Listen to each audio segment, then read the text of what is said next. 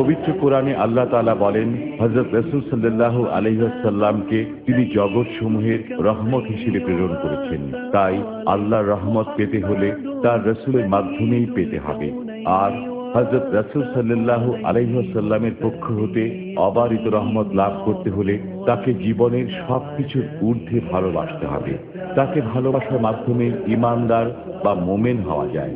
হযরত রাসূল সাল্লাল্লাহু আলাইহি ওয়াসাল্লাম বলেছেন, ততক্ষণ পর্যন্ত কেহ মুমিন হতে পারবে না যতক্ষণ আমাকে তার ধন সম্পদ, স্ত্রী পুত্র ও সবকিছুর চেয়ে অধিক ভালোবাসতে পারবে না।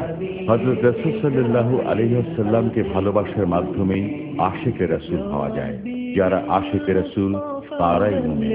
আখিরি জামানার পাপ সংকুল পৃথিবীতে হযরত রাসূল সাল্লাল্লাহু আলাইহি ওয়াসাল্লামের প্রবর্তিত মুহাম্মদ ইসলাম জগতে পুনরুজ্জীবিত করার লক্ষ্যে মহান সংস্কারক মুহাম্মদ ইসলামের পুনর্জীবন দানকারী, যুগের ইমাম, আম্বিয়া কেরামের বেলায়েত লাভকারী, আকাশের পূর্ণিমার চাঁদ, আধুনিক সুফিবাদের জনক, সুফি সম্রাট হযরত মাহবুবে খোদা দেওয়ানবাগী মাদ্দাজিল্লুহুল আলী হুজুর কেবলা মানুষকে আত্মশুদ্ধি, দিল জিন্দা, নামাজে হুজুরি ও আশিকে রাসূল হওয়া শিক্ষা দিয়ে আদর্শ চরিত্রবান করে বিশ্বময় শান্তি প্রতিষ্ঠার জন্য নিরলস কাজ করে যাচ্ছেন।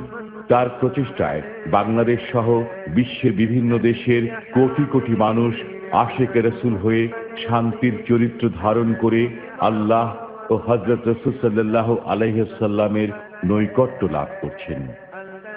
صلوا عليه صلوات الله عليه